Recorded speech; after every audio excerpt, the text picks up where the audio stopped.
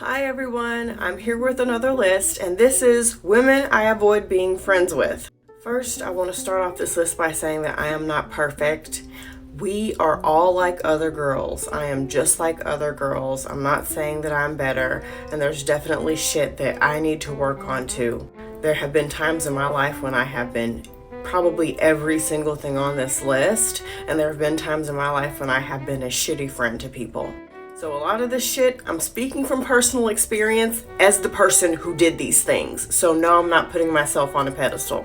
So after lots of therapy, soul searching, inner work, and growing up, I finally realized why a lot of people used to avoid me, and I know why I also avoid people like this too. Let's dive in.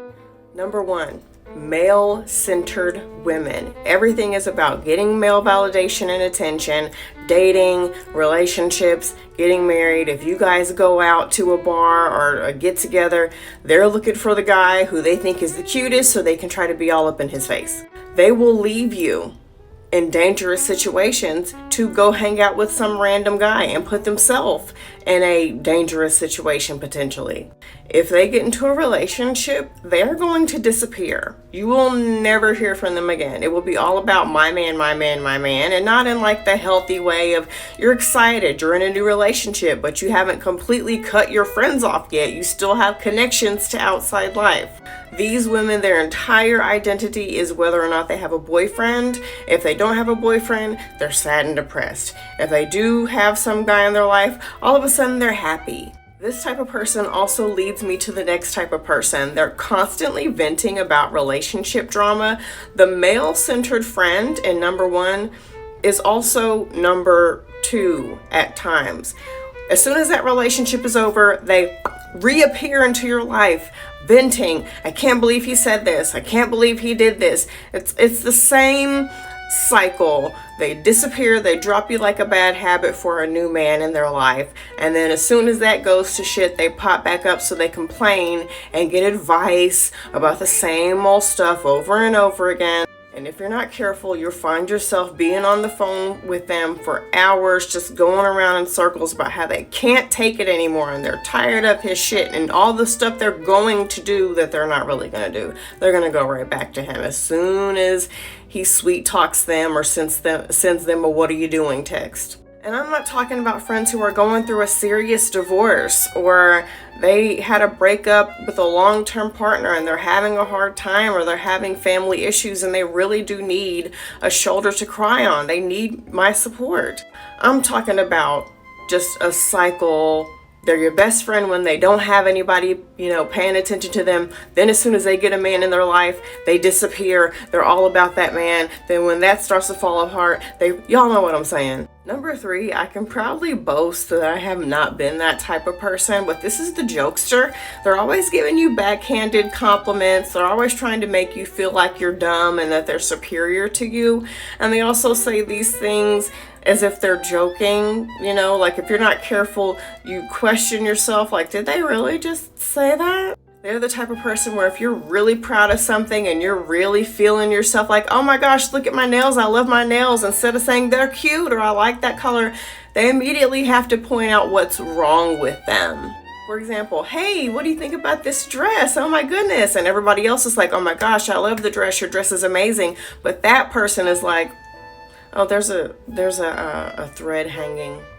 Like they can't say anything good. They go straight to the negative. Does that make sense? Like there might be a seam loose, but there's a way you say it, like, oh my gosh, I love that dress. Hold on, girl, let me fix this real quick. Let me help you out with this. There's a way to say it that's nice. That's not just daggers out straight for the gusto. If all you can say is a critique and nothing nice, and you say it in a rude way, you're a fucking hater. Or, oh, that shirt looks nice. I would never go out like that. Y'all know, backhanded compliments. Trust me, my own internal dialogue talks enough crap. I don't need people in my life just adding to that. Number 4 is probably the most annoying person on this list to me. It's the judge, the person who you might share some crazy wild shit that you did and they're clutching their pearls. They're looking down on you. I would never do anything like that. I've never done anything like that. And Instead of saying, you know what, girl, I can relate to that, or I've made mistakes too, or I get it, we all mess up sometimes. They're like, I would never do this. What you should have done was. Listen, I'm a chronic worrier. I've already replayed it over and over in my head. I know what I should have done. What I need for you to do is support me and be there for me, and stop trying to act like you've never made a mistake before. Stop acting like you've never been young and dumb before. And even if you have never been young and dumb before, stop acting like you're perfect and that you've never made mistakes. If you're perfect and you've never done anything wrong and you've always known everything, you cannot sit with me, because I want to be surrounded by real women who know they're not perfect, who know they've messed up, who know they've made mistakes, and they want to encourage and lift other women up, not look down on them. This one kind of goes hand in hand with number 3, the jokester. Sorta, they are never happy for you. This is the kind of person, when times are hard, they're there for you. They will listen. But if things go well for you, if you get a new promotion, a new house, a new car, they'll start to pull away, or they'll start being like number 3, the jokester. They'll start giving you backhanded compliments and saying stuff to put you down. Oh, you got a new promotion? Well, I heard that company lays off people all the time. Oh, you got a new car? Well, I heard those cars always fall apart. Oh, you got a new house. I don't understand the craziness behind everybody getting houses.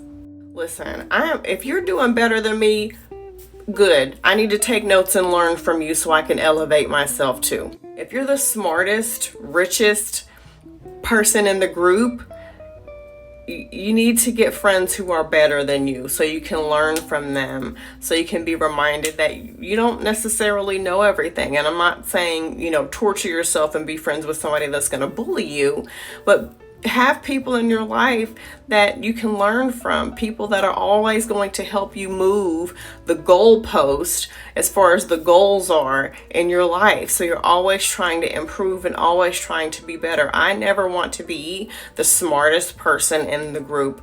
I am always seeking out people that I can, of course I want friends, that I can relate to, but I'm always seeking out people that I can sort of look up to and take notes from and learn from.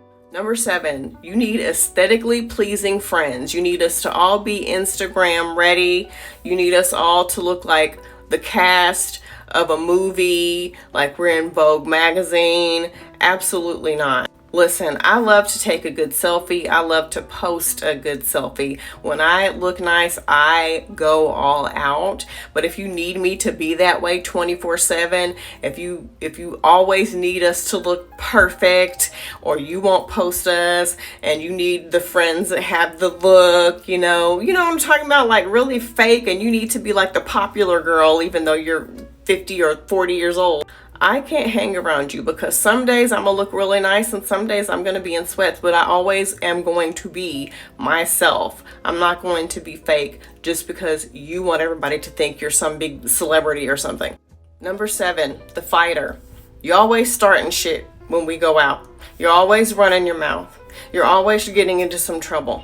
Listen, I have kids. I have responsibilities. I'm not fighting with you. I'm not bailing you out of jail. Absolutely not, because my kids are more important to me and I want to be there for them, and I don't want to do anything that's going to put my ability to provide and be there for my kids in jeopardy.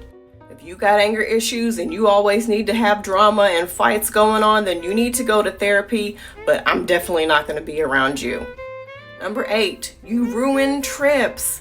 You never prepare, you never plan, you never budget. You probably skipped your car note or your rent in order to go on this trip. And now you're grumpy and mad in the hotel room because you can't afford to do the fun activities while we're in this nice location. You're sitting at the dinner table at the restaurant being quiet and pissy because you don't have enough money to actually eat. Now we all got to piece together money so you can eat a real meal while we're out.